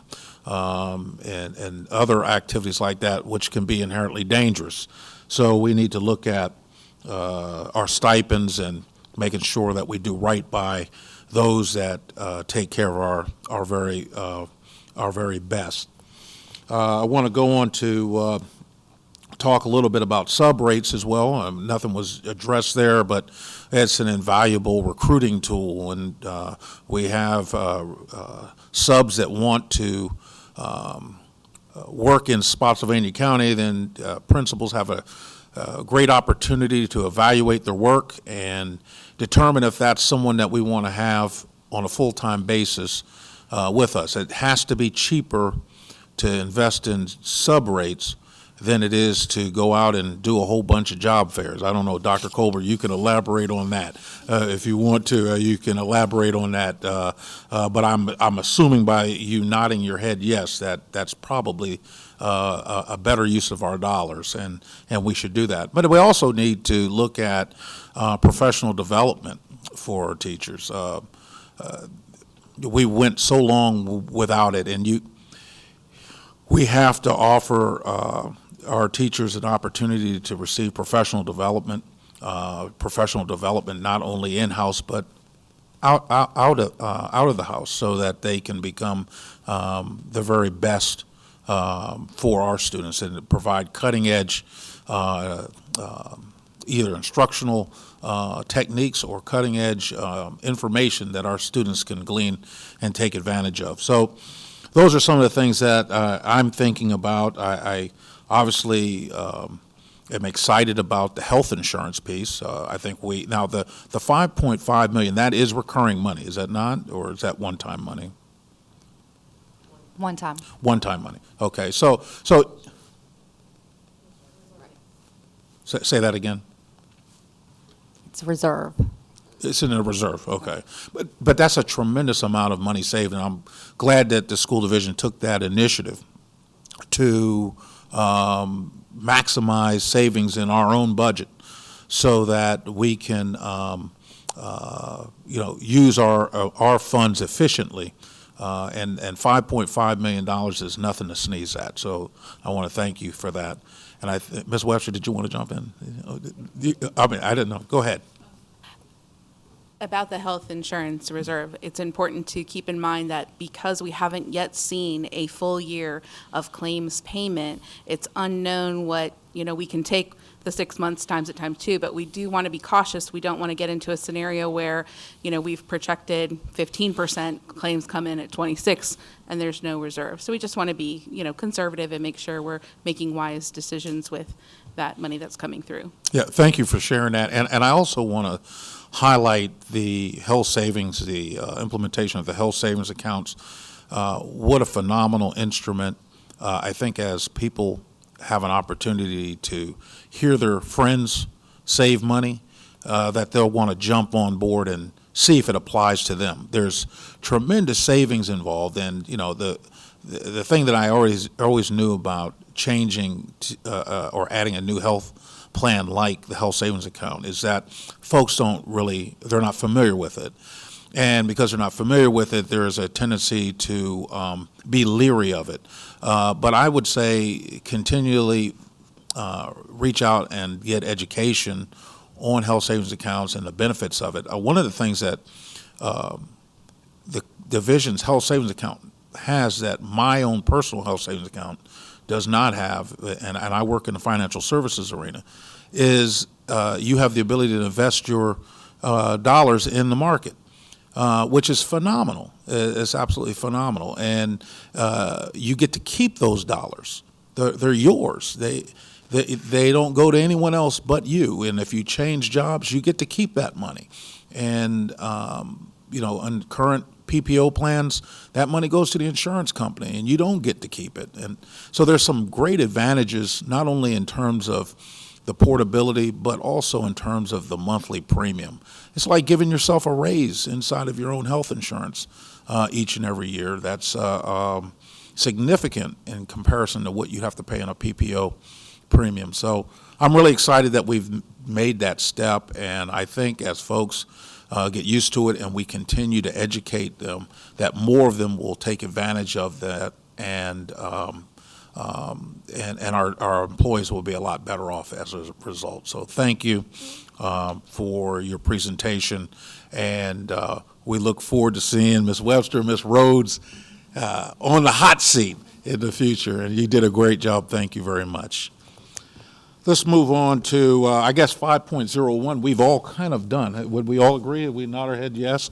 Okay, so we'll move on to next steps by Ms. Rhodes and Ms. Webster. Do we have any next steps? Any additional next steps? I think the next steps are going to be that in December, we're going to not only provide some updates from what has come up this evening, but I've also asked, even though we're going to wait until January for the CAFR audit, I have asked Ms. Rhodes and Ms. Webster to report out about our Student Activity Fund audit that has been completed and to provide the results that evening. I also... Yeah, I think that will primarily be all that we'll do for December. Yeah. Okay.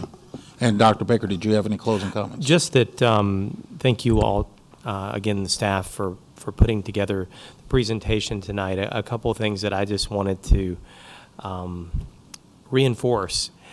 And I think I've heard it probably more over the last year than at any point since serving as superintendent. Just some of the questions about where money goes when people look at large numbers like $340 million.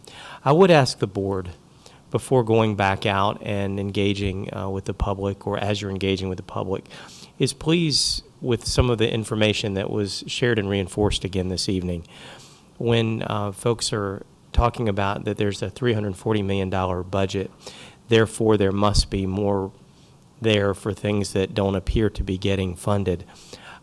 Please pay special note at how all of those funds are designated, particularly that over $100 million more than we even receive locally is going to nothing but salary and benefits, and that we are all about people and pay in this particular business. And I want to also share, and I think Dr. Meyer alluded to it, I'm very encouraged by the growing relationship that we have with county leadership and the finance team that I believe is going in a direction where I'm confident that we might be able to begin crafting more long-range types of targets from a budgeting perspective, rather than just this seasonal budgeting cycle that we have found ourselves caught in that is really doesn't put us in the best position from a long-range planning perspective.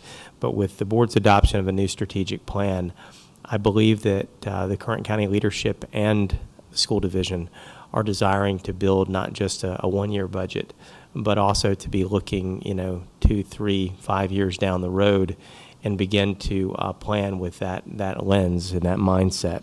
So again, thank you to staff and thank you to the board for your feedback and questions this evening.